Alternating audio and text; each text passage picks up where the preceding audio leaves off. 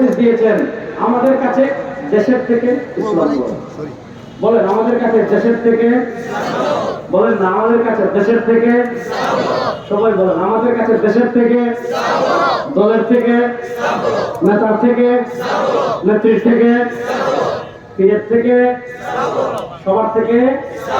আল্লাহ রাসূল সাল্লাল্লাহু আলাইহি ওয়াসাল্লাম মক্কা থেকে মদিনা হিজরত করে মেসেজ দিয়েছেন আমরা দেশ ছাড়তে পারি, আমরা দল ছাড়তে পারি, আমরা নেতা ছাড়তে পারি, আমরা নেত্রী ছাড়তে পারি, আমরা জীবন দিতে পারি, আমরা সব ছাড়তে পারি, কিন্তু আমরা ইসলাম ছাড়তে পারি না।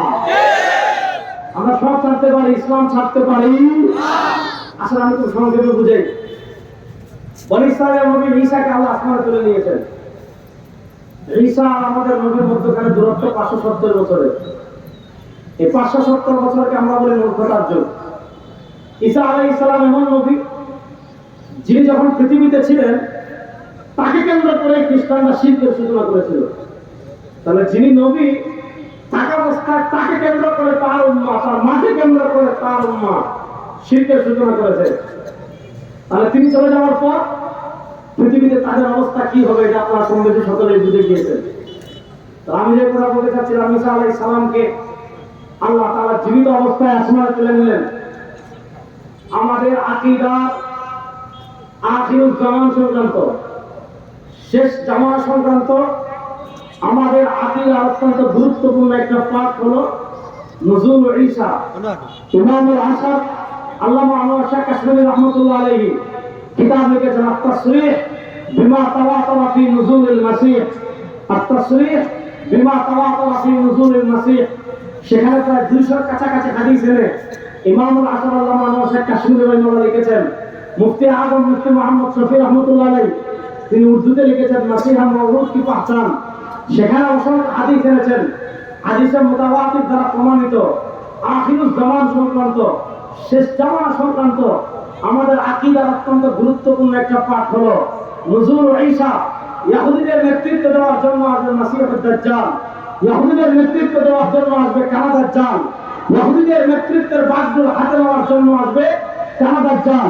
আর দাজ্জালের সাথে ইহুদিবাদী আধিপত্যবাদী শক্তির বিরুদ্ধে লড়াই করার জন্য মুসলমানদের নেতৃত্বের জন্য ওই দিমাশকের হিমসের জামে হিমসের সব আপনার সাদা দুর্মুদে আমার আসমান থেকে 2 জন ফেরেশতার কাছে ভর করে ফজরের সময় পৃথিবীর শেষ আল মারহামাতুল কুবরা, পৃথিবীর শেষ চূড়ান্ত যুদ্ধ, যে যুদ্ধের এক সেনাপতি থাকবে মাসিহুদ দাজ্জাল আর আরেক সেনাপতি থাকবেন হযরত ঈসা।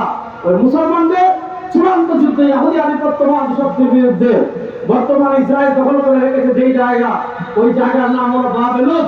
ওই বাবেলুতে সর্বশেষ যুদ্ধে মুসলমানদেরকে নেতৃত্ব দেওয়ার জন্য ঈসা আলাইহিস সালাম আবার দুনিয়াতে আসবেন।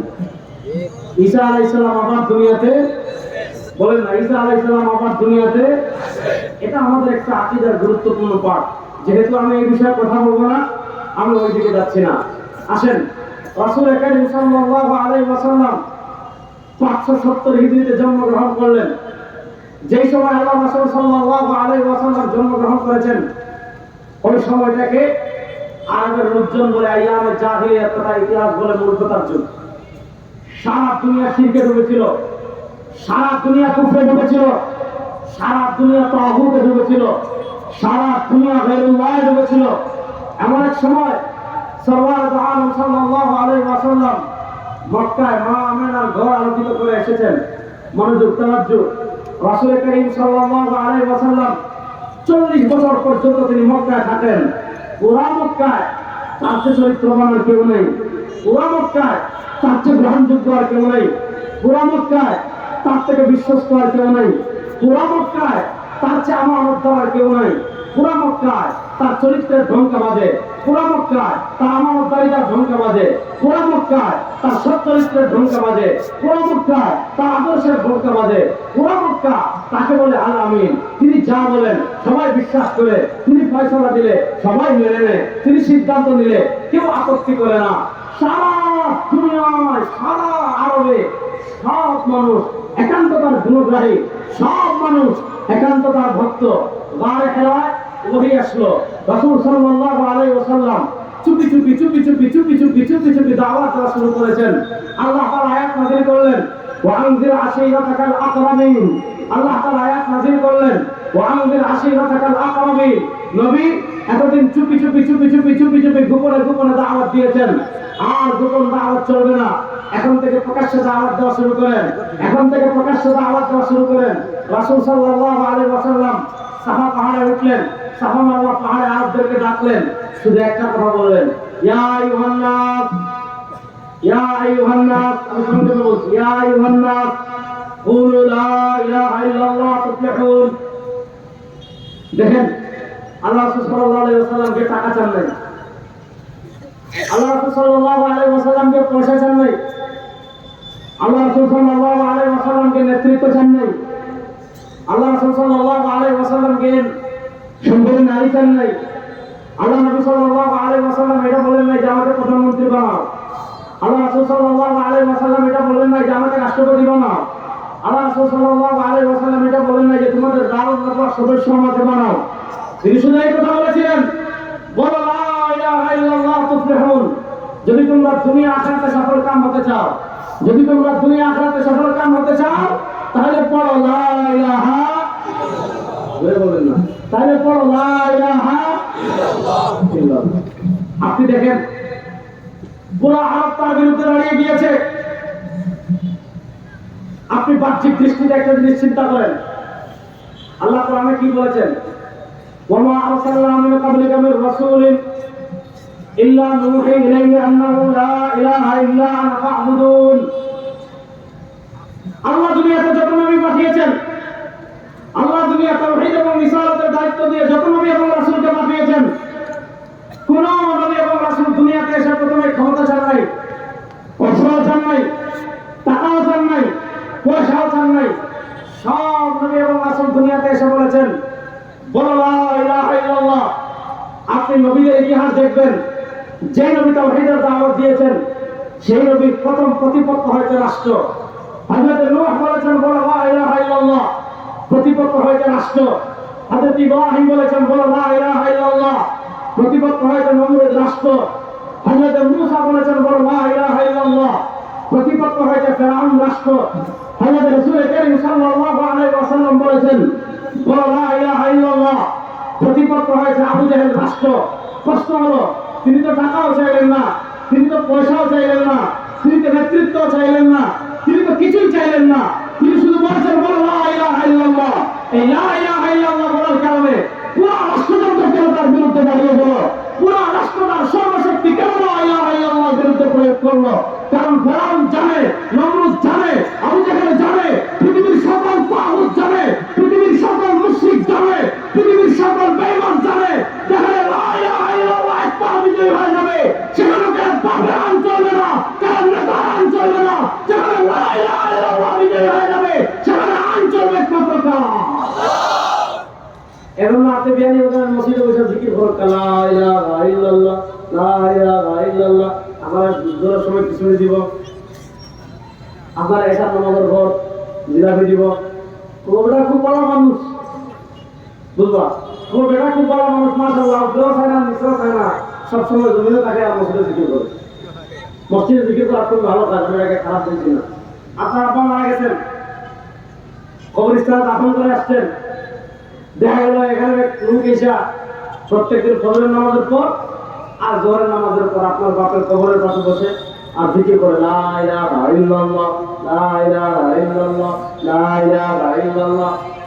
ও মাশাআল্লাহ, খুব ভালো মানুষ। ওখানে যদি দেখা যায় 500, ও হুজুর একটা দোয়া করলেন। তার কাছে যদি আম পাকে পড়ে আমরা তাদের খাওয়াইব, তার কাছে যদি বড়ই দেবে প্রথম বড়ইটা তারা দিব। যদি আপনার আমরা পেয়ে দেবে সরকার খাওয়ার পর যদি পেঁপে ধরে, তাহলে পেঁপেটা তাকে প্রথম দিবে। কেন? খুব ভালো মানুষ।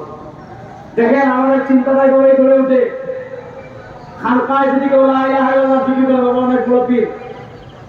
কবরস্থানে যদি কেউ লা ইলাহা ইল্লাল্লাহ কথা বলে, বলবো অনেক বড় পীর।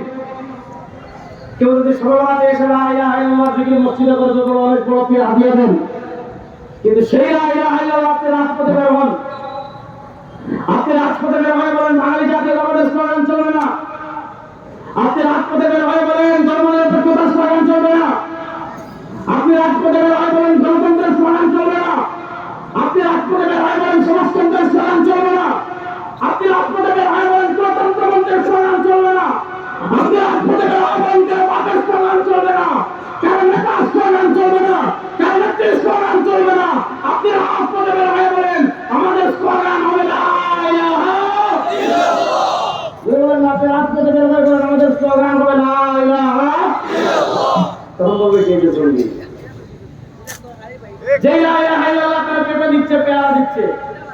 কৈবলদের, জিলাপিদের, টেকাদের, পয়সাদের, সিন্নিদের। আপনি জান রাখতে আপনি বলেন এই সংসদে ধর্মনিরপেক্ষতা চলবে না, বাঙালি জাতীয়তাবাদ চলবে না, সমাজতন্ত্র চলবে না, ধর্মনিরপেক্ষতা চলবে না। চলবে কি লা ইলাহা ইল্লাল্লাহ? বিরোধ না সবাই। চলবে কি লা ইলাহা ইল্লাল্লাহ? তখনই বলবে এটা মৌলবাদ, তখনই বলবে এটা উগ্রবাদ, তখনই বলবে এটা জঙ্গি, তখনই বলবে এটা রাজাকার। এটা হলো বাস্তব কথা। শুনেন, জুলাই বিপ্লবের পর বাংলাদেশ আর আগে ফিরে যাবে না ইনশাআল্লাহ। আমরা চুপি পড়লেই, আমরা দাঁড়িয়ে রাখলেই, আমরা জুব্বা পড়লেই, আমরা ইসলামী রাষ্ট্রের কথা বললেই, আমরা ৭২-এর সংবিধানের বিপক্ষে বক্তব্য দিলেই, আমরা ধর্মনিরপেক্ষতার বিপক্ষে বক্তব্য দিলেই, আমরা সমাজতন্ত্রের বিপক্ষে বক্তব্য দিলেই, আমরা আল্লাহর জমিনে আল্লাহর কোরআনের বিধান প্রতিষ্ঠার কথা বললেই, আমরা আল্লাহর জমিনে মুস্তাফা আদর্শ বাস্তবায়নের কথা বললেই, একদল আমাদেরকে বলতো রাজাকার, একদল আমাদেরকে বলতো মৌলবাদ, একদল আমাদেরকে বলতো উগ্রবাদ, একদল আমাদেরকে বলতো আমরা পাকিস্তানি রাজাকার, আমাদেরকে যারা পাকিস্তানি রাজাকার বলতো আমাদের চোদ্দ গোষ্ঠী ভারতের রাজাকার। আপনারা দেখেছেন ভারতের রাজাকাররা ভারতে পালিয়ে গিয়েছে। আগামীতে যারা ইসলাম পন্ডিতদেরকে মৌলবাদ ত্যাগ দিবেন, জঙ্গি ত্যাগ দিবেন, আপনাদের যাওয়ার কিন্তু বাংলাদেশ সাগর ছাড়া আর কোনো জায়গা নাই ইনশাআল্লাহ।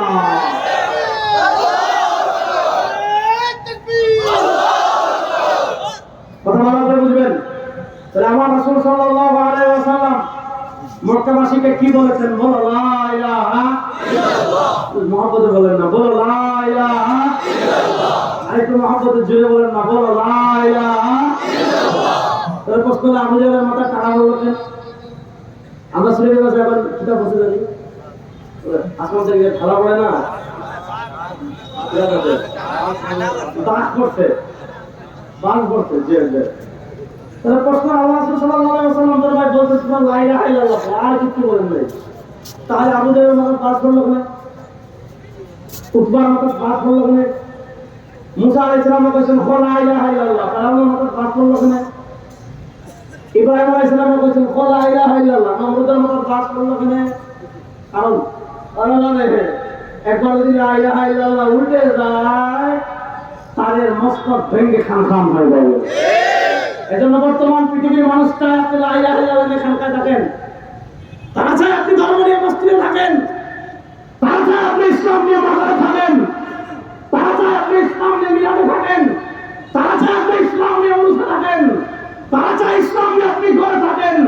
না, ইসলাম শুধু ঘরে থাকার জন্য আসে নাই, ইসলাম শুধু মসজিদে থাকার জন্য আসে নাই, ইসলাম শুধু খানকায় থাকার জন্য আসে নাই। ঘর, খানকা, মসজিদ, মাদ্রাসা, রাষ্ট্র সবকিছু ইসলামের আলোকে পরিচালিত হওয়ার জন্য ইসলাম এসেছে। আগামী বাংলাদেশ ইনশাআল্লাহ, ইনশাআল্লাহ করবেন, ইনশাআল্লাহ, ইনশাআল্লাহ। হাত মুষ্টিবদ্ধ করে বলেন ইনশাআল্লাহ, বলেন না ইনশাআল্লাহ। আগামী বাংলাদেশ হবে ইসলামের বাংলাদেশ ইনশাআল্লাহ। আমরা দেখতে পাচ্ছি আগামী বাংলাদেশ হবে কোরআনের বাংলাদেশ ইনশাআল্লাহ। আগামী বাংলাদেশে জুলুম থাকবে না, আগামী বাংলাদেশে তাওয়াজি থাকবে না, আগামী বাংলাদেশে খুন থাকবে না, আগামী বাংলাদেশে দর্শন থাকবে না, আগামী বাংলাদেশে দাওয়াত থাকবে না ইনশাআল্লাহ। আগামী বাংলাদেশ হবে ইসলামের বাংলাদেশ, কোরআনের বাংলাদেশ। আল্লাহু আকবার, আল্লাহু আকবার। জিন্দাবাদ, জিন্দাবাদ। ইসলামের শত্রুরা হুঁশিয়ার, সাবধান। কোরআনের আলো গড়ে গড়ে না দেখলেন আপনি দাঁড়ান। এই কি কোরআনের আলো তো 54 বছর নিয়ে তো ঘুরেই যাবে, হ্যাঁ? সারা জীবন কি কোরআনের আলো ঘুরেই যাবেন? হ্যাঁ, 54 বছর কোরআনের আলো ঘুরে গেছি। প্রস্তুত আছেন তো আমার সংসদে যাবো ইনশাআল্লাহ? আল্লাহ কোরআনের আলো সংসদে যাওয়ার জন্য প্রস্তুত আছেন না? প্রোগ্রাম দেওয়ার কোরআনের আলো দেন। আল্লাহু আকবার, ইসলাম ইসলাম, জিন্দাবাদ জিন্দাবাদ। আল কোরআনের আলো সংসদে আলো, সংসদে আলো, আল কোরআনের আলো, আল হাদিসের আলো সংসদে আলো।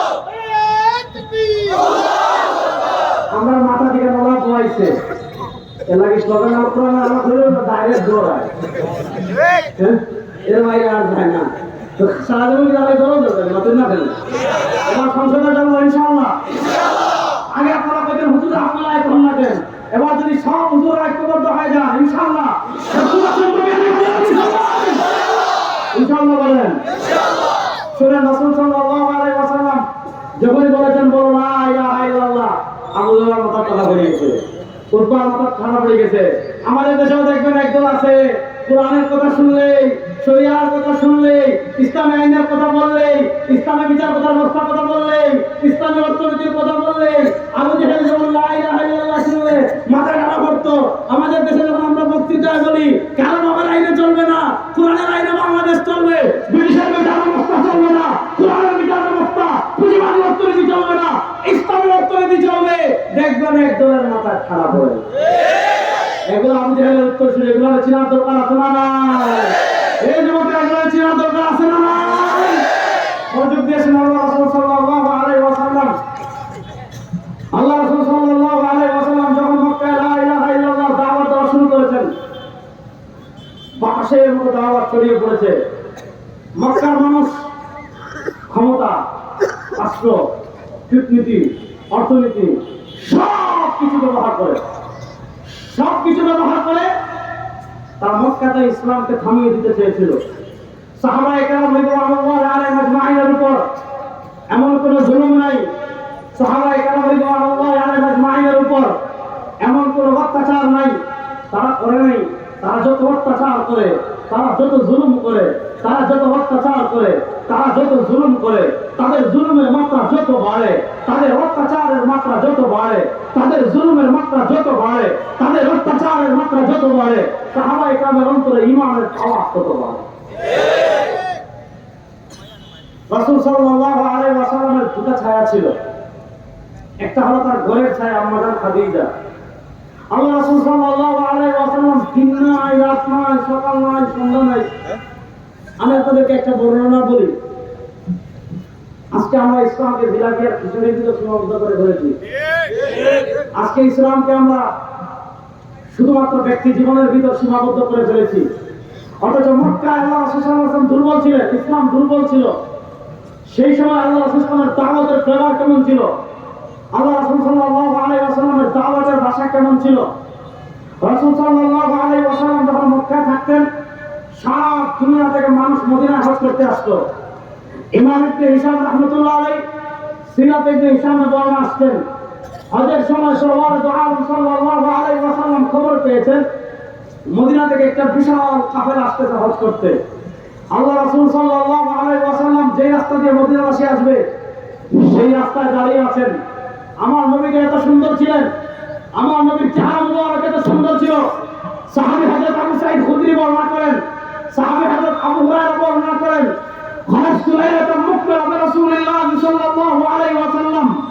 একবার আকাশের পূর্ণিমার চাঁদ, একদিন আকাশের পূর্ণিমার চাঁদ, আমি সাল্লাল্লাহু আলাইহি ওয়াসাল্লামের সাথে রাস্তা দিয়ে হাঁটি। একদিকে আকাশের পূর্ণিমার চাঁদ আর আমি মুস্তাফার সাথে রাস্তা দিয়ে হাঁটি। একদিকে আকাশের পূর্ণিমার চাঁদ, আরেকদিকে আমি মুস্তাফার সাথে রাস্তা দিয়ে হাঁটি। সাহাবী বলে আমি একবার পূর্ণিমার চাঁদের দিকে তাকাই, আরেকবার মুস্তাফার চেহারার দিকে তাকাই, একবার আকাশের চাঁদের দিকে তাকাই, আরেকবার মুস্তাফার চেহারার দিকে তাকাই, একবার আকাশের চাঁদের দিকে তাকাই, আরেকবার মুস্তাফার চেহারার দিকে তাকাই। সাহাবী বলেন আমি রব্বকে আমার পছন্দ করে বলি আমার নবীর চেহারা মুবারক পূর্ণিমার চাঁদের থেকেও বেশি সুন্দর। রাসূল সাল্লাল্লাহু আলাইহি ওয়াসাল্লাম তার পূর্ণিমার মতো চাঁদের মতো চেহারা নিয়ে দাঁড়িয়ে আছেন।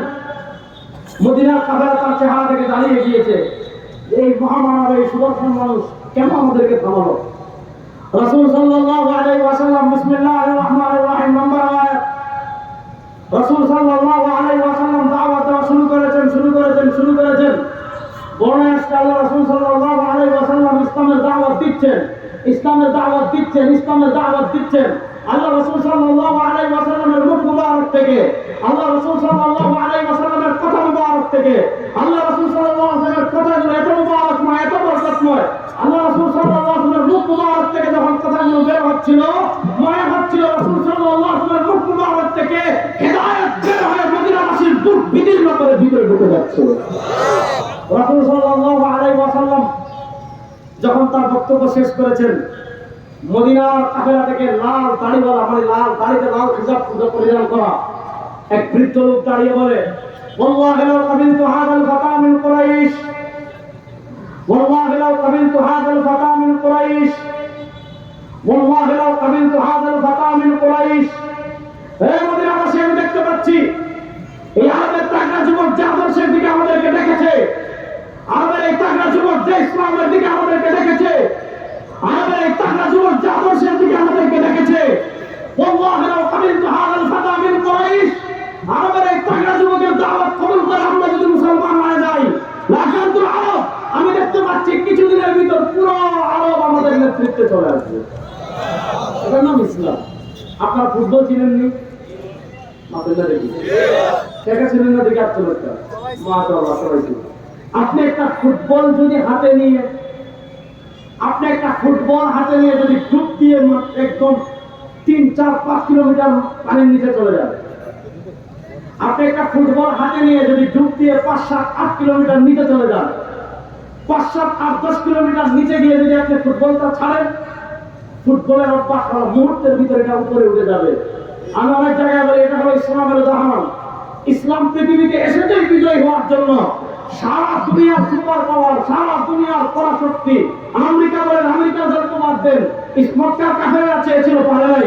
মদিনার ইহুদিরা চেয়েছিল, পারে নাই। কিসরা পারে নাই, কায়সার পারে নাই, রোমান পারে নাই, বাইজেন্টাইন পারে নাই, তাতার পারে নাই। তারা চেয়েছিল ইসলামকে ডুবিয়ে দিতে।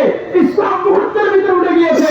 আজকের পৃথিবীতে আমেরিকাও যদি চায়, ভারত যদি চায়, ইসরায়েল যদি চায়, রাশিয়া যদি চায়, চীন যদি চায় ইসলামকে ডুবিয়ে দিতে, রব্বে কাবার কসম করে বলে পৃথিবীর কোন সুপার পাওয়ার ইসলামকে পরাজিত করতে পারবে না। ইসলাম জিতবেই জিতবে। বলে ইসলাম জিতবেই, জুড়ে বলে না ইসলাম জিতবেই, আর যুবকরা জুড়ে বলে না ইসলাম জিতবেই, বলে না ইসলাম জিতবেই, ইনশাআল্লাহ বলেন ইসলাম জিতবেই। প্রস্তুত আছেন তো ইনশাআল্লাহ? বলেন না প্রস্তুত আছেন তো ইনশাআল্লাহ? বাংলাদেশে আমরা দেখতে পাচ্ছি সে সময় বেশি দূর না, ইনশাআল্লাহ ইসলাম বিজয়ী হবেই হবে, ইনশাআল্লাহ বলেন। রাসূল সাল্লাল্লাহু আলাইহি ওয়াসাল্লামের উপর মক্কার কাফেরদের অত্যাচার যখন বেড়ে গিয়েছে, আল্লাহ রাসূল সাল্লাল্লাহু আলাইহি ওয়াসাল্লাম দিনের দাওয়াত, দিন নাই, রাত নাই, সকাল নাই, সন্ধ্যা নাই, খালি মানুষদেরকে ইসলামের দাওয়াত দেন। এত দাওয়াত দিয়েছেন, আল্লাহর মায়া লেগে গিয়েছে। আল্লাহ রাসূল সাল্লাল্লাহু আলাইহি ওয়াসাল্লাম এত বেশি দাওয়াত দিয়েছেন, আল্লাহর মায়া লেগে গিয়েছে। আল্লাহ বলেন ফালাআল্লাকা বাখিউন নাফসাক, فلعلك باخع نفسك على آثارهم إن لم يؤمنوا بهذا الحديث أسفا، فلعلك باخع نفسك على آثارهم إن لم يؤمنوا بهذا الحديث أسفا। নবী ও আমার হাবিব, মনে হচ্ছে আপনি নিজে নিজেকে নিঃশেষ করে দিচ্ছেন। কেন? আলা আসার, তাদের পিছনে দাওয়াত দিতে দিতে দিতে দিতে, দাওয়াত দিতে দিতে দিতে দিতে আপনি নিজেকে নিঃশেষ করে দিচ্ছেন। কেন? তারা যারা ইসলাম গ্রহণ করে, না নবী ইন্নাকা লা তাহদি মান আহবাবতা, না আমার হাবিব আপনি যাকে ইচ্ছা তাকে হেদায়েত দিতে পারেন না, ওয়ালাকিন্নাল্লাহ ইয়াহদি মান ইয়াশা, হেদায়েত দেওয়ার মালিক একমাত্র কে? আল্লাহ রাসূল সারা দিন দাওয়াত দিয়ে যখন ঘরে আসতেন, আল্লাহ রাসূল সাল্লাল্লাহু ঘরের প্রশান্তি ছিলেন আম্মা খাদিজাতুল কুবরা, আর বাহিরে আল্লাহ রাসূল ছায়া ছিলেন তার কাছে আবু তালেব। কারণ আবু তালেব লিডার ছিলেন, রাসূল সাল্লাল্লাহু আলাইহি ওয়াসাল্লাম তার ঘরে লালিত পালিত হয়েছেন, এবং লিডারের বাতিজা আবার তার ঘরে লালিত পালিত হয়েছেন। আবার এত মায়ার বাতিজাকে যদি অত্যাচার করে, লিডার যদি একশনে যায়, সমস্যা হতে পারে। এই জন্য আবু তালেবের দিকে দৃষ্টি দিয়ে রাসূল সাল্লাল্লাহু আলাইহি ওয়াসাল্লামের উপর অত্যাচারের মাত্রাটা একটু কম ছিল। আবু তালেবও গেলেন, খাদিজাতুল কুবরাও গেলেন। মনে রাখবেন, আবু তালেবও গেলেন, খাদিজাতুল কুবরাও গেলেন। এবার কাফেররা সুযোগ পেয়েছে, অত্যাচারের মাত্রা সাহাবায়ে কেরামের উপর আরো বাড়িয়ে দিয়েছে। এবার আল্লাহ রাসূল সাল্লাল্লাহু আলাইহি ওয়াসাল্লামের উপর আল্লাহর পক্ষ থেকে চূড়ান্ত নির্দেশনা আসলো। কি নির্দেশনা আসলো? 1 জন 2 জন 3 জন 4 জন 5 জন 6 জন করে সাহাবায়ে কেরাম রিদওয়ানুল্লাহি আলাইহিম আজমাইন যারা আছেন, তাদেরকে আপনি আস্তে আস্তে আস্তে আস্তে মদিনা হিজরত করা শুরু করেন। সাহাবায়ে কেরাম 2 জন 4 জন 5 জন 10 জন মানুষের অন্তরালে, কাফেরদের অন্তরালে আস্তে আস্তে আস্তে আস্তে আস্তে আস্তে আস্তে আস্তে আস্তে আস্তে মদিনা হিজরত করা শুরু করেছেন। যখন মদিনা হিজরত করা শুরু করেছেন, এবার মক্কার কাফেররা দেখলো, কি দেখলো? যে মক্কায় এখন যারা দুর্বল সফর করতে পারবে না, যারা বয়স্ক সফর করতে পারবে না, যারা একেবারে অসুস্থ সফর করতে পারবে না, এরা ছাড়া বাকি বাকি সবাই হিজরত করে সবাই মদিনায় চলে গিয়েছে। এবার তার সিদ্ধান্ত নিল, যদি মুহাম্মদুর রাসূলুল্লাহ সাল্লাল্লাহু আলাইহি ওয়াসাল্লাম হিজরত করে মদিনায় চলে যান, তাহলে মদিনায় যাওয়ার পর তার দাওয়াতের যে জাদু, তার বক্তৃতার যে জাদু, তার আদর্শের যে প্রভাব, তার ব্যক্তিত্বের যে প্রভাব, তার চরিত্রের যে প্রভাব, তার নেতৃত্বের যে প্রভাব, তার ইমানের যে গুণ, তার আখলাকের যে সৌরভ, এগুলো ছড়িয়ে পড়লে পৃথিবীতে ইসলামের সৌরভ কেউ আটকাতে পারবে না, পৃথিবীতে ইসলামের খুশবু কেউ আটকাতে পারবে না। মুহাম্মদুর রাসূলুল্লাহ সাল্লাল্লাহু আলাইহি ওয়াসাল্লাম পুরো আরবের অধিপতি হয়ে যাবেন। আর পুরো আরবের অধিপতি যদি হয়ে যান, মক্কায় লাশের রাজত্ব থাকবে না, মাদের রাজত্ব থাকবে না, হুবলের রাজত্ব থাকবে না, উজ্জার রাজত্ব থাকবে না, মুক্তির রাজত্ব থাকবে না, আবু জাহলের রাজত্ব থাকবে না। এজন্য তারা সিদ্ধান্ত নিল, আর তাকে মদিনায় যেতে দেবো না, মক্কায় হত্যা করে তাকে পৃথিবী থেকে বিদায় করবো। আজকে বাংলাদেশে আপনি খানকায় জিকির করেন, আপনাকে কেউ কিছু বলবে না। আপনি মসজিদে পড়ান, আপনাকে কেউ কিছু বলবে না। আপনি খানকায় পীর হয়ে থাকেন, আপনাকে কেউ কিছু বলবে না। আপনার পিছনে কখন লাগবে? ওই শরিয়া অবিশ্বাসীরা যখন দেখবে, ওই ধর্মনিরপেক্ষতার প্রতিবাদীরা যখন দেখবে, ওই গণতন্ত্রের পূজারীরা যখন দেখবে, ওই সমাজতন্ত্রের পায়খানা পানকারীরা যখন দেখবে, এরা রাজপথে হয়ে গিয়েছে, এরা যদি বিজয়ী হয়ে যায়, ধর্মনিরপেক্ষতা থাকবে না, সমাজতন্ত্র থাকবে না, বাঙালি জাতীয়তাবাদ থাকবে না, গণতন্ত্র থাকবে না। আপনি যখনই বলবেন গণতন্ত্র চলবে না, ধর্মনিরপেক্ষতা চলবে না, সমাজতন্ত্র চলবে না, বাঙালি জাতীয়তাবাদ চলবে না, আল্লাহ নবীর আল্লাহ আইন চলবে, কারো আইন চলবে না, তখনই আপনার বিরুদ্ধে লাগবে। কেন? তার মাথা খারাপ হয়ে গেছে। ঠিক না বেটি? রাসূল সাল্লাল্লাহু আলাইহি ওয়াসাল্লামকে তখন তারা হত্যার ষড়যন্ত্র করেছে। সব সূত্র থেকে আমি সংক্ষেপে বলছি, কারণ কথা সামনে লম্বা কথা। কারণ মাক্কি জীবন নিয়ে আমার ওয়াজ না, আমি মাদানী জীবন নিয়ে ওয়াজ করতে যাচ্ছি, কিন্তু মাক্কি জীবনে আমার সময় শেষ হয়ে যাচ্ছে। আল্লাহ রাসূল সাল্লাল্লাহু আলাইহি ওয়াসাল্লামকে হত্যা করার জন্য যখন ঘেরাও করে ফেলেছে, রাসূল সাল্লাল্লাহু আলাইহি ওয়াসাল্লামকে আল্লাহ বলেন, এবার আপনার অনুমতি, যান মদিনায় যান। রাসূল সাল্লাল্লাহু আলাইহি ওয়াসাল্লাম অনিশ্চিত গন্তব্যের দিকে রওনা হলেন। তিনি জানেন পদে পদে তাকে তালাশ করবে, তার প্রাণনাশী আক্রমণ যে কোনো জায়গায় তার উপর হতে পারে। আল্লাহ রাসূল সাল্লাল্লাহু আলাইহি ওয়াসাল্লাম এক অন্তত ঈমান দ্বারা পরিপূর্ণ। এরপর তিনি যখন মক্কা থেকে মদিনার উদ্দেশ্যে রওনা হয়েছেন, কাফেররা যখন তাকে হত্যা করার জন্য ঘরে যাওয়া করে, তারা জুমার যুগে এই পয়েন্টটা বুঝবেন। এই পয়েন্টটা বোঝানোর জন্য এত লম্বা ভূমিকা দিলাম। রাসূল সাল্লাল্লাহু আলাইহি ওয়াসাল্লাম যখন মক্কা থেকে মদিনার উদ্দেশ্যে রওনা হয়েছেন, আল্লাহর কাছে তিনটা দোয়া করেছেন। রব্বি আদখিলনি মুদখাল সিদক ওয়া আখরিজনি মুখরাজ সিদক ওয়াজআলনি মিন লাদুনকা সুলতানান নাসীরা। রব্বি আদখিলনি মুদখাল সিদক ওয়া আখরিজনি মুখরাজ সিদক ওয়াজআলনি মিন লাদুনকা সুলতানান নাসীরা। এক নম্বর দোয়া করেছেন, হে আল্লাহ, রব্বি আদখিলনি মুদখাল সিদক, আল্লাহ আমাকে শান্তি এবং নিরাপত্তার সাথে মদিনায় প্রবেশ করান। দুই নম্বর দোয়া করেছেন, আখরিজনি মুখরাজ সিদক, আল্লাহ আমাকে শান্তি এবং নিরাপত্তার সাথে মক্কা থেকে বের করে দেন। খুব কমন দোয়া। আল্লাহ আমাকে শান্তি এবং নিরাপত্তার সাথে মদিনায় প্রবেশ করান, আল্লাহ আমাকে শান্তি এবং নিরাপত্তার সাথে মক্কা থেকে বের করে দেন। তিন নম্বর দোয়া করেছেন, কি পয়েন্ট? মনোযোগ। ওয়াজআলনি মিন লাদুনকা সুলতানান নাসীরা, ওয়াজআলনি মিন লাদুনকা সুলতানান নাসীরা। আল্লাহ ওয়াজআলনি আমার জন্য বানান, ওয়াজআলনি আমার জন্য বানান, মিন লাদুনকা আপনার পক্ষ থেকে, সুলতানান নাসীরা সাহায্যকারী পাওয়ার, সাহায্যকারী ভূখণ্ড, সাহায্যকারী ক্ষমতা দান করেন। আল্লাহ রাসূল সাল্লাল্লাহু আলাইহি ওয়াসাল্লাম যখন মক্কা থেকে মদিনায় যাচ্ছেন, বলতেছেন, আল্লাহ আমি যখন মদিনায় যাব, মদিনার পাওয়ার ক্ষমতা আমাকে দান করুন। সুবহানাল্লাহ। বাড়িতে বের হতে রোজা মাসেরই মানুষ দেখে বড় অবহেলা করলো নাকি? হ্যাঁ, তো জোরে বলেন না সুবহানাল্লাহ। পয়সা বকর আরো জোরে বকর সুবহানাল্লাহ। আপনারা যারা গাড়ি উপাইছেন, এরা যদি বিক্রয় তাতে তো মজমা জমে যেত। আল্লাহ আমার যে সকল যুবক ভাইরা দাঁড়ায়, আমাদের শরীর দেখতেছে যুবক, তাহলে আপনারা কেউ দাঁড়ায় আছেন? আমার যে সকল যুবক ভাইরা পাশে এলাকায় দাঁড়িয়ে আছে, আল্লাহ তাদেরকে ভিতরে আসার তৌফিক দান করেন। আচ্ছা বিসমিল্লাহ। আচ্ছা না এরাও দাঁড়িয়ে পাচ্ছেন না, যাওয়ার দরকার নেই। আর ওয়াজ তো আপনাদের জন্যই করতেছি, আপনারা ঠিক হয়ে গেলেন, আপনারা দেশ ঠিক ইনশাআল্লাহ। রাসূল সাল্লাল্লাহু আলাইহি ওয়াসাল্লাম 3 নম্বর দোয়া করেছেন, ওয়াজআলনি মিন লাদুনকা সুলতানান নাসীরা, আল্লাহ সুলতানান নাসীর আমাকে দেন। প্রশ্ন হলো, সুলতানান নাসীরের দোয়া কেন করলেন? মনোযোগ, তাওয়াজ্জুহ। প্রশ্ন হলো, সুলতানান নাসীরের দোয়া কেন করলেন? তাফসীর ইবনে কাসীর বলেন, সুলতান নাসির দোয়া কেন করলেন? তাফসীর ইবনে জারির তাবারি খুলে কি পাবেন? আল্লাহ রাসূল সাল্লাল্লাহু আলাইহি ওয়াসাল্লাম মক্কায় 13 বছর ছিলেন। আল্লাহ রাসূল সাল্লাল্লাহু আলাইহি ওয়াসাল্লাম মক্কায় 13 বছরের জীবনে তিনি পূর্ণাঙ্গ ইসলাম মক্কায় বাস্তবায়ন করতে পারেন নাই। মক্কায় তিনি ইসলামের সকল ফরজ বিধানাবলী বাস্তবায়ন করতে পারেন নাই। মক্কায় তিনি ইসলামের দণ্ডবিধি বাস্তবায়ন করতে পারেন নাই। মক্কায় তিনি ইসলামের অর্থনীতি প্রতিষ্ঠা করতে পারেন নাই। এই জন্য তাফসীর ইবনে জারির তাবারিতে তাফসীর ইবনে কাসিরে হযরত মাকতুম থেকে বর্ণনা এসেছে, আল্লাহ রাসূল সাল্লাল্লাহু আলাইহি ওয়াসাল্লাম সুলতান নাসির দোয়া কেন করলেন? কেন লিখেছে? লিইকামাতি ফারাইদিল্লাহ ওয়া লিইকামাতি দীনিল্লাহ ওয়া লিইকামাতি হুদুদিল্লাহ লিইকামাতি ফারাইদিল্লাহ ওয়া লিইকামাতি দীনিল্লাহ ওয়া লিইকামাতি শারাইল্লাহ।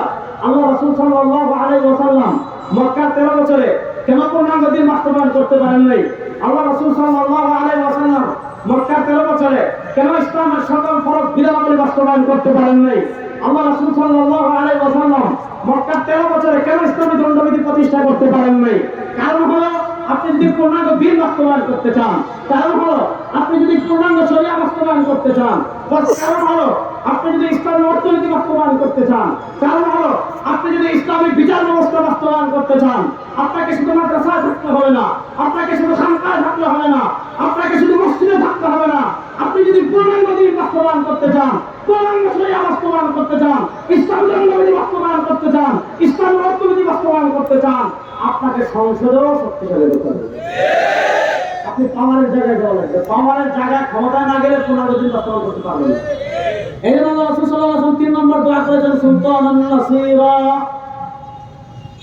রাসূল সাল্লাল্লাহু আলাইহি ওয়াসাল্লাম মদিনায় গেলেন, খুব শুনতে বুঝি আমার মূল বিষয়ে চলে আসছি, আর সামান্য সময় আপনাদের ডিসকাস করব মনোযোগ। রাসূল সাল্লাল্লাহু আলাইহি ওয়াসাল্লাম মদিনায় গেলেন, আল্লাহ তাআলা প্রসঙ্গিত আয়াত নাযিল করলেন। কি আয়াত? আল-ইয়াওমা আকমালতু লাকুম দীনাকুম আল-ইয়াওমা আকমালতু লাকুম দীনাকুম ওয়া আতমামতু আলাইকুম নি'মাতি ওয়া রাদিতু লাকুমুল ইসলাম দীনা। আল-ইয়াওমা আকমালতু লাকুম দীনাকুম ওয়া আতমামতু আলাইকুম নি'মাতি ওয়া রাদিতু লাকুমুল ইসলাম দীনা। আল্লাহ আয়াত নাযিল করেন, আল-ইয়াওমা আকমালতু লাকুম দীনাকুম, আজ আমি তোমাদের জন্য তোমাদের দিনকে পরিপূর্ণ করে দিলাম। ওয়া আতমামতু আলাইকুম নি'মাতি, তোমাদের উপর আমার নিয়ামতকে পরিপূর্ণ করে দিলাম। আল্লাহ তাআলা দিন পরিপূর্ণ হওয়ার, আল্লাহ তাআলা নিয়ামত পরিপূর্ণ হওয়ার ঘোষণা কখন দিয়েছেন? মনোযোগ। আল্লাহ তাআলা দিন পরিপূর্ণ হওয়ার, আল্লাহ তাআলা নিয়ামত পরিপূর্ণ হওয়ার ঘোষণা কখন দিয়েছেন? তাফসীরের বিভিন্ন কিতাবে আসছে, যখন মদিনার ঘর চলে ইসলাম অনুযায়ী, যখন মদিনার সমাজ চলে ইসলাম অনুযায়ী, যখন মদিনার পরিবার চলে ইসলাম অনুযায়ী, যখন মদিনার বিচার হয় ইসলাম অনুযায়ী, যখন মদিনার অর্থনীতি ইসলাম অনুযায়ী, যখন মদিনার রাষ্ট্র ব্যবস্থা ইসলাম অনুযায়ী। এক কথায় মদিনার ঘর, মদিনার সমাজ, মদিনার পরিবার, মদিনার সংবিধান, মদিনার অর্থনীতি, মদিনার বিচার ব্যবস্থা, মদিনার রাষ্ট্র, মদিনার ঘর থেকে নিয়ে মদিনার রাষ্ট্র ব্যবস্থা পর্যন্ত সব কিছু যখন কোরআন অনুযায়ী পরিচালনা হয়, সব কিছু যখন ইসলামের আলোতে হয়, আল্লাহ তাআলা বলেন, যাও আল-ইয়াওমা আকমালতু লাকুম দীনাকুম, আজকে সব দিক থেকে আমি শরিয়াতকে পরিপূর্ণ করে দিলাম। সুবহানাল্লাহ। এরপরে ইসলাম আমি বলেছি শুনেন, এই জ্ঞানী বাজার টাকার রূপ বুঝতে হবে না, এটা 1 বাই 1 যে কোনো জায়গায় বুঝা যায়। আপনি যদি ঢাকা থেকে চট্টগ্রাম যান, আপনি যদি ঢাকা থেকে মাওয়া ভাঙ্গাতে যান, আপনি যদি ঢাকা থেকে যমুনা সেতু পাড়ি দিয়ে রংপুর যান বা উত্তরবঙ্গে যান, আপনি যদি ঢাকা থেকে ময়মনসিংহ যান, তাহলে দেখবেন রাস্তা 4 লেন। আর বিদেশে গেলে দেখবেন রাস্তা 4 লেন। আমাদের দেশ, আমাদের রাষ্ট্র কাঠামোর সবচেয়ে বড় সমস্যা কি? আমাদের রাষ্ট্র কাঠামোর সবচেয়ে বড় সমস্যা দুর্নীতি। আমাদের রাষ্ট্র কাঠামোর সবচেয়ে বড় সমস্যা কি? শুনেন, মালয়েশিয়া স্বাধীন হয়েছে আমাদের থেকে 5 বছরের পর, 5 বছর পর।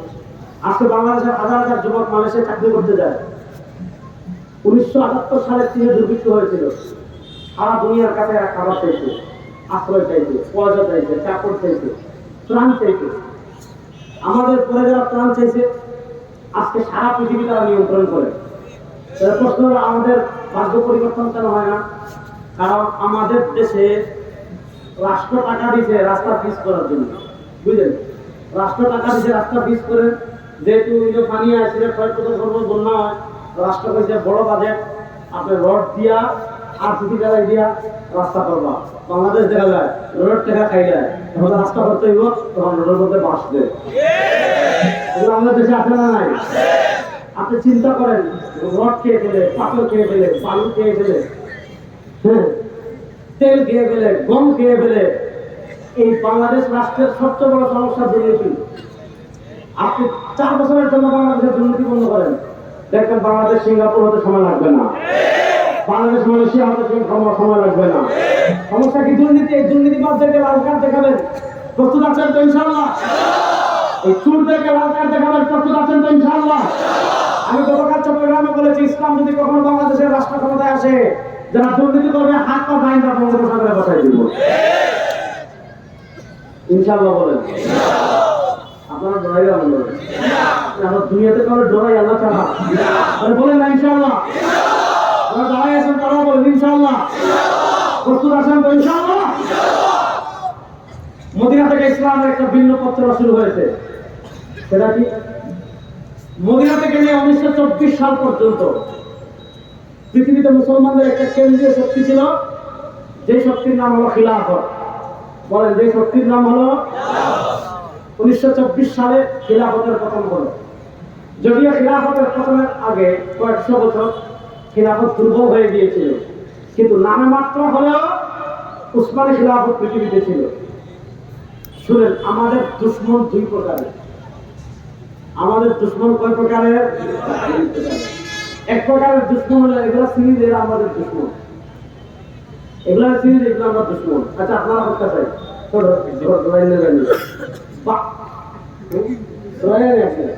আচ্ছা বলে তো, ভারত আমাদের বন্ধু না দুশ্মন? যুবকরা জেনে বলেন, ভারত আমাদের বন্ধু না দুশ্মন? ভারতকে বাংলাদেশের যুবকরা এই পরিমাণে ঘৃণা করে, ভারত যদি কোথাও ক্রিকেট খেলায় হারে, ভারত যদি কোথাও ফুটবল খেলায় হারে, বাংলাদেশের প্লাপার ফেসবুকে এই সেটা দেখে দেয় না। ভারত আমাদের দুশ্মন, এটা আমরা জানি। আমেরিকা আমাদের, আমেরিকা আমাদের, ইসরায়েল আমাদের, এগুলো চিনি আমরা দুশ্মন। আমাদের দুশ্মনদের সাথে 1400 বছর থেকে আমাদের লড়াই। 1400 বছরের লড়াইয়ে কখনো তারা আমাদেরকে স্থায়ীভাবে পরাজিত করতে পারেনি, কিয়ামত পর্যন্ত পারবে না ইনশাআল্লাহ। এভাবে হাত তুলে বলেন ইনশাআল্লাহ। এবার হাত মুষ্টিবদ্ধ করে বলেন ইনশাআল্লাহ। মনোযোগ দিয়ে বুঝেন, এই যুগে পৃথিবীতে মুসলমানদের মতো অসহায় আর কেউ নেই। এই যুগে শুনেন, আল্লাহর দোষ দিয়েন না। আমার একজন কথা, হুজুর আল্লাহ আর কবে সাহায্য হয়? কত মাইর খাই, বাংলাদেশে মাইর খাই, কাশ্মীরেও মাইর খাই, মায়ানমারও মাইর খাই, পাকিস্তানেও মাইর খাই, আফগানিস্তানের দিকে খাই, আমি করার নাই, উজবেকিস্তানেও মাইর খাই, হ্যাঁ উইগুরেও মাইর খাই, চেচনিয়াও মাইর খাই, বসনিয়াও মাইর খাই, হ্যাঁ আলজেরিয়াও মাইর খাই, তিউনিসিয়া মাইর খাই, লিবিয়ায় মাইর খাই, সিরিয়ায় মাইর খাই, ইরাকে মাইর খাই, ইয়ামানে মাইর খাই, মাইর খাই না সারা দুনিয়ার তো আমরা তো মাইর খাওয়া জাতি না, আমরা তো মাইর দেওয়ার জাতি। আমরা 1400 বছর তো মাইর খাই নাই রে ভাই, আমরা 1400 বছর মাইর দিচ্ছি। এখন আমি আমার অনেক বক্তৃতা বলে প্রস্তুতি নেন, গত 100 বছর মাইর খাইছি, আগামী 100 বছর মাইর দিব ইনশাআল্লাহ। 100 বছর পৃথিবীর প্রান্তে প্রান্তে পরাজিত হয়েছে, আগামী 100 বছর ইসলামকে কেউ ধরে রাখতে পারবে না ইনশাআল্লাহ। মাইর কিটা লেগে খাই, আল্লাহ তো দোষ লেগে যাবে, কিটা লাগে না এখন আলাদা বিরক্ত। বর্তমান পৃথিবীতে মুসলমানদের সংখ্যা 250 কোটি। কয়শো কোটি? বিয়ালি বাজার পয়সা ঘুরে না, 250 কোটি।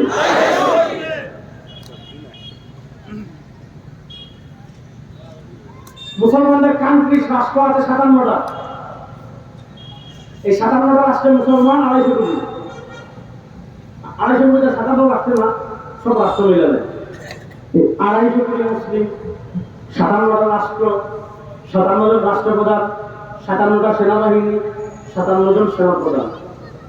এই যে পৃথিবী পেট্রোলিয়াম, পৃথিবীতে আমরা প্রযুক্তি দেখি, খালেদা জিয়ার চিকিৎসার জন্য কাতার থেকে এয়ার অ্যাম্বুলেন্স, আপনার এমন অ্যাম্বুলেন্স, এমন মানে বিমান আসতেছে, এয়ার বিমান, মানে এমন বিমান যে বিমানে আইসিইউ আছে, সিসিউ আছে, এমন উন্নত মানের বিমান কাতার থেকে পাঠাচ্ছে। তখন শুনি কাতার থেকে, তখন শুনি আসতেছে জার্মান থেকে। উনি দেশনেত্রী, উনি ভারতীয় আধিপত্যবাদ বিরোধী ছিলেন, ৭২-এর সংবিধানের বিরোধী ছিলেন। এজন্য আমরা দোয়া করি ওনার যদি হায়াত থাকে আল্লাহ তাআলা ওনাকে দীর্ঘ সুস্থতা দান করেন, আর ওনার যদি হায়াত না থাকে আল্লাহ তাআলা যেন ওনাকে খাতেমা বিল খায়ের দান করেন। বাংলাদেশের যে সিস্টেম শুরু হয়েছে সে মূল্যও আপনি নিশ্চিত নাই কবে বলছে আল্লাহ। মনোযোগ দিয়ে শুনেন, যে জিনিস আমি যে জিনিসটা বলতে চাচ্ছি এটা শুনেন। ২৫০ কোটি, এই যে পৃথিবীতে আপনি বিমান দেখেন, গাড়ি দেখেন, জাহাজ দেখেন, হেলিকপ্টার দেখেন, মিল কারখানা দেখেন, এগুলোর প্রাণ শক্তি কি? এগুলোর প্রাণ শক্তি হলো পেট্রোলিয়াম। পেট্রোলিয়াম থেকে ডিজেল হয়, পেট্রোলিয়াম থেকে অকটেন হয়। মনোযোগ, পেট্রোলিয়াম থেকে ডিজেল হয়, পেট্রোলিয়াম থেকে অকটেন হয়, পেট্রোলিয়াম থেকে তেল হয়, পেট্রোলিয়াম থেকে কেরোসিন হয়। আচ্ছা বলেন, ডিজেল, অকটেন, তেল, কেরোসিন এগুলো যদি না থাকে বিমান উড়বে না, গাড়ি চলবে না, হেলিকপ্টার উড়বে না, জাহাজ চলবে না, মিল কারখানা চলবে না, পুরা পৃথিবী স্থবির হয়ে যাবে। পৃথিবী দাঁড়িয়ে আছে কিসের উপর? পৃথিবীর প্রযুক্তি দাঁড়িয়ে আছে পেট্রোলিয়ামের উপর। আল্লাহ পেট্রোলিয়ামের খনিজ সম্পদ দিয়েছেন কাদের? আল্লাহ পেট্রোলিয়ামের খনিজ সম্পদ দিয়েছেন মুসলমানদের। সৌদি আরব, কাতার, কুয়েত, দুবাই, বাহরাইন, ওমান, এগুলোর মাটির নিচ, পাহাড়ের নিচ, পাথরের নিচ আল্লাহ তাআলা পেট্রোলিয়ামের সমুদ্র দিয়ে দিয়েছেন। ওখানে পানির থেকে তেলের দাম বেশি। তাহলে প্রশ্ন হলো, সব টাকার পরও আমরা কেন মাই খাই? আরে ভাই, আমাদের কিচ্ছু লাগবে না। ২৫০ কোটি মুসলমান যদি একটা কর্মসূচি দেয় যে সবাই মিলে গাজায় যাব, সবাই মিলে রাফায় যাব, সবাই মিলে পশ্চিম তীরে যাব, সবাই মিলে মসজিদে আকসায় যাব, ফিলিস্তিনে যাব।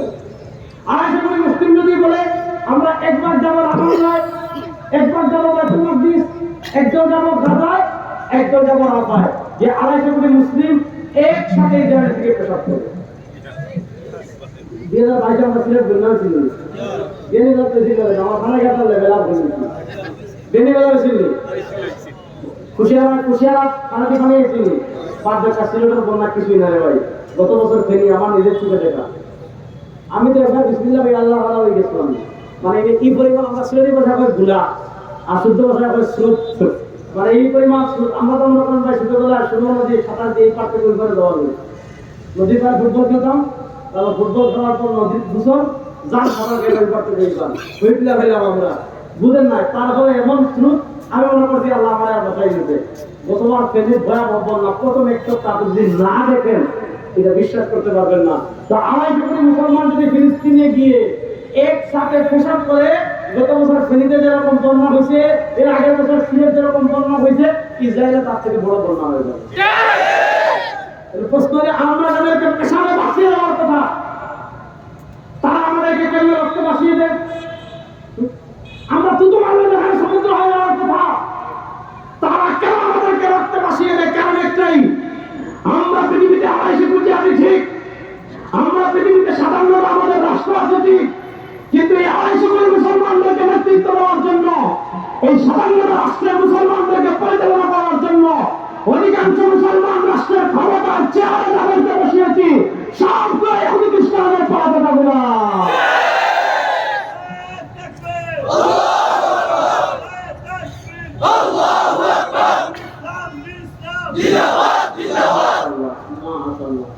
দাঁড়ান দাঁড়ান মাশাআল্লাহ, দাঁড়াই থাকবেন, বিসমিল্লাহ দেন আমার বিসমিল্লাহ।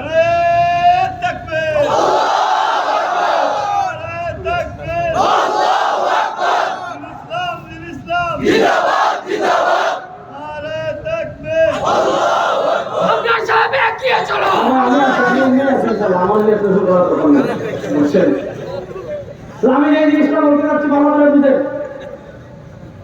এই ২৫০ কোটি মুসলমানদের নেতৃত্বের এই শতাব্দীতে ইনশাআল্লাহ নেতৃত্বের পরিবর্তন আসবে ইনশাআল্লাহ। এই নেতৃত্বের পরিবর্তনের সূচনা হয়েছে আফগানিস্তান থেকে। নেতৃত্বের পরিবর্তনের সূচনা হয়েছে কোথা থেকে?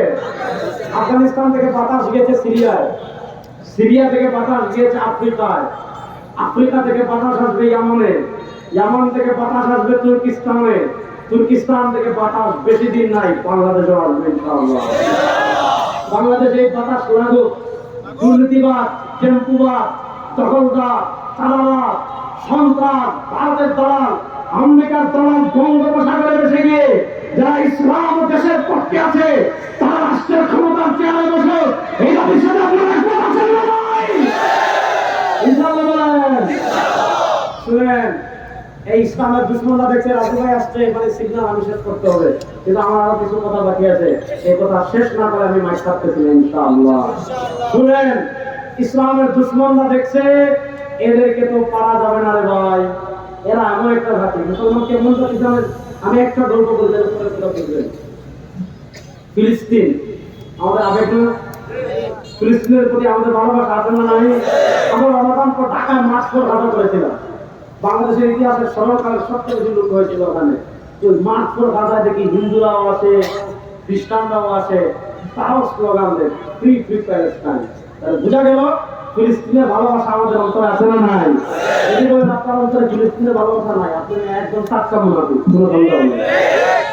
ইসলামকে থামাতে পারবে না একটা প্রমাণ করে শুনেন। গত 2 মাস আগে আমি গেছিলাম, মানে সুতারকান্দি গেছিলাম, সুতারকান্দি ছিলেন আমার ঘরে একদম শহর। ওখানে গেলে সুতারকান্দি বাংলাদেশ, এখানে ইন্ডিয়া, ঠিক না? আপনি না দেখি ওখানে ইন্ডিয়া, এবার গেলে বোধহয় সুতারকান্দি, ঠিক না বেশি? আপনি মিশর গেলে এবার হলো রাফা মিশর, ওপার হলো গাজা ফিলিস্তিন। আমাদের যেমন সুতারকান্দি আর ইন্ডিয়া, ওখানে হলো গাজা, এবার হলো রাফা। তো যুদ্ধ যখন 2023 সালের 7 অক্টোবর শুরু হয়, তো মাঝে মধ্যে রাফা ক্রসিং খুলে দিত। ওই পারে কেউ আহত হইলে মিশর কি করতো? গেট খুলে দিত। তো তারা কি করতো? মিশরে আসতে দেয় চিকিৎসার জন্য। এরপর একেবারে বন্ধ করে দিচ্ছে, কারণ আন্তর্জাতিক চাপ।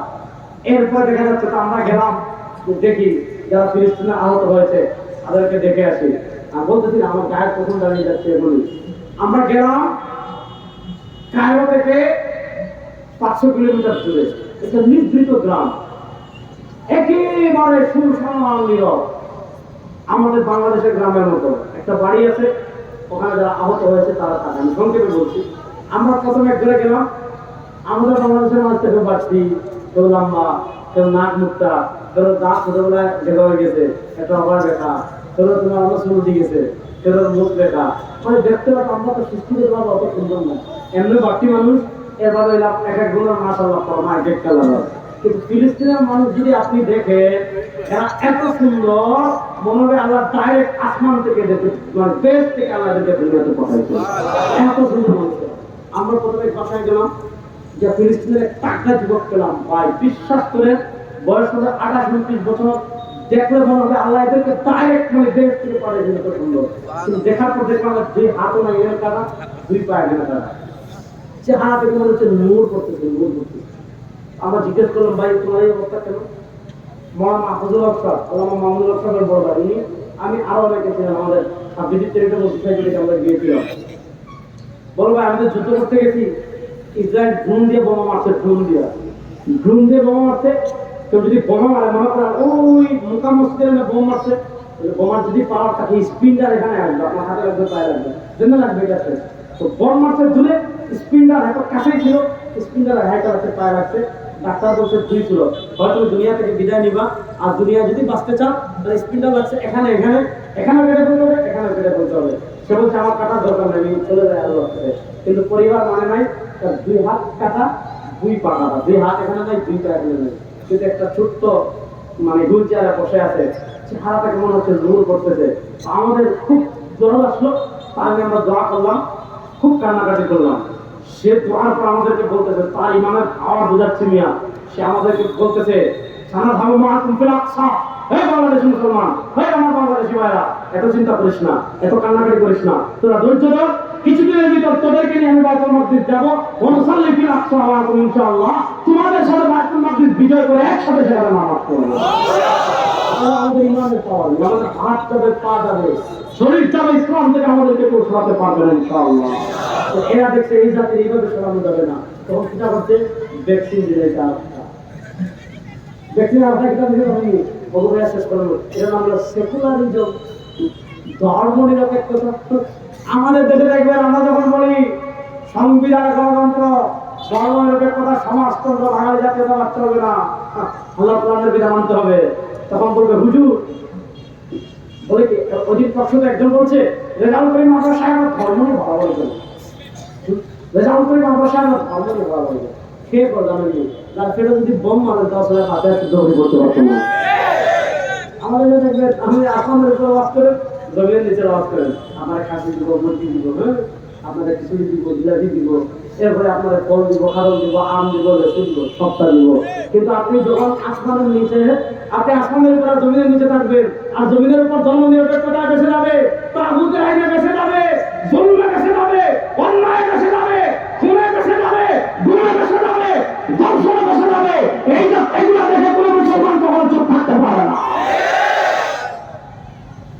এবার তারা দেখছেন যে ধর্ম নিরপেক্ষ।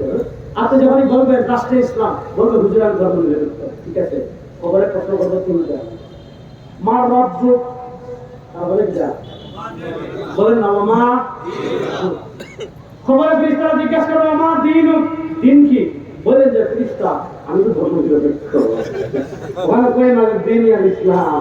যখন বলবো আমার দিন, বলেন যে ফেরেশতা মহোদয় আমি তো ধর্ম নিরপেক্ষ, মায়ের দেবো মাটি খোঁজা আমি তুলিয়ে দিব, ঠিক আছে। তো বুঝা গেল ধর্ম নিরপেক্ষতা মাত্র ভণ্ডামি ইসলামে। ধর্ম নিরপেক্ষতার বিষ আমাদের মাথায় কি ঢুকেছে শুনেন। আমাদেরকে বলে শুনেন, আমাদের দেশে একটা আইন আছে মুসলিম পারিবারিক আইন। আমি ওই দিন চন্দ্রের মাঠে লক্ষ লক্ষ মানুষের সামনে বলে আসছি মুসলিম পারিবারিক আইন মানে কি? আপনি বিয়ে করবেন ইসলাম অনুযায়ী, আপনি তালাক দেবেন ইসলাম অনুযায়ী, আপনার বিবাহ বিচ্ছেদ মানে জামাইয়ের ছাড়তে চান না, বউ থাকতে চান না, জামাইয়ের ছাড়তে চান না, বউ থাকতে চান না, জামাইয়ের ছাড়তে চান না, এখন কিনা টাকা দিয়ে বিবাহ বিচ্ছেদ করুন, এটা বলে ফসলে নেতা। আপনি বিয়ে করেন ইসলাম অনুযায়ী, তালাক দেন ইসলাম অনুযায়ী, বিবাহ বিচ্ছেদ করেন ইসলাম অনুযায়ী, ওয়াকফ করেন ইসলাম অনুযায়ী, ত্যায্য সম্পত্তি বন্টন করেন ইসলাম অনুযায়ী। এগুলা কি মুসলিম পারিবারিক আইন। বিহারি বাজারের মুসলমান, আমি আপনাদের কাছে জানতে চাই বিয়ে কেমনে করবেন, তালাক কেমনে দিবেন, বিবাহ বিচ্ছেদ কেমনে করবেন, ওয়াকফ কেমনে করবেন, ত্যায্য সম্পত্তি বন্টন কেমনে করবেন? এটা যেমন ইসলামে আছে, রাষ্ট্র কেমনে চালাবেন ইসলামে আছে না নাই? জোরে বলেন, জোরে বলেন, জোরে বলেন। রাষ্ট্র কেমনে চালাবেন ইসলামে আছে না নাই? বিচার কেমনে করবেন ইসলামে আছে না নাই? শিক্ষানীতি কি হবে ইসলামে আছে না নাই? সংবিধান কি হবে ইসলামে আছে না নাই? অর্থনীতি কি হবে ইসলামে আছে না নাই?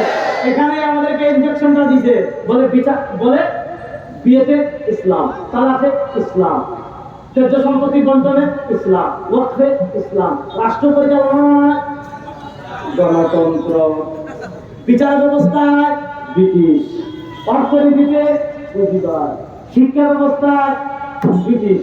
এই আমাদেরকে বলে ইসলাম নিয়ে থাকো বিয়েতে, ইসলাম নিয়ে থাকো তালাকে, ইসলাম নিয়ে থাকো ত্যায্য সম্পত্তিতে, ইসলাম নিয়ে থাকো ওয়াকফে, আর রাষ্ট্র চলবে আপনার আদর্শে, বিচার হবে ব্রিটিশের আদর্শে। এই ভণ্ডামি বাংলাদেশে আর চলবে না। ঘর থেকে নিয়ে রাষ্ট্র পর্যন্ত, ঘর থেকে নিয়ে হাইকোর্ট সুপ্রিম কোর্ট পর্যন্ত, ঘর থেকে নিয়ে সংসদ পর্যন্ত আল্লাহ কোরআনের বিধানে চলবে। একমত আছেন না?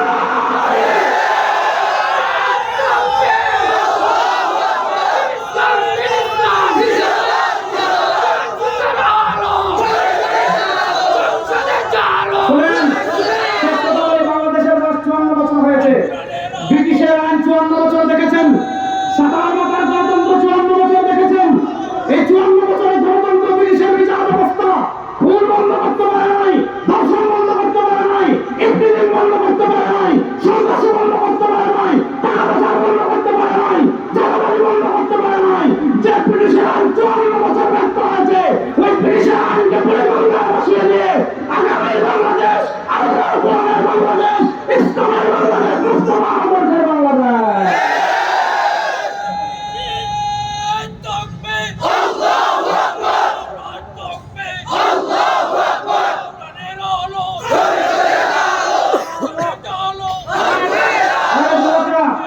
আপনারা প্রস্তুত আছেন না? ইনশাআল্লাহ 2024-এর জুলাই আগস্টে বিপ্লব অর্জন হয়েছে, বাংলাদেশে বিপ্লব শেষ হয় নাই। প্রস্তুতি নেন, আগামীতে বাংলাদেশে আরেকটা বিপ্লব হবে।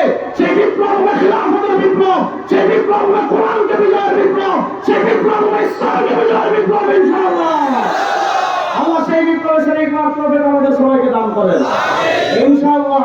আমাদের ভিতর আমাদের নবী একটা বন্ধন তৈরি করে দিয়েছেন, লা ইলাহা ইল্লাল্লাহ। সবাই একটু হাত তুলে নেবে, সবাই যারা সামনে বসে বলেন লা ইলাহা ইল্লাল্লাহ।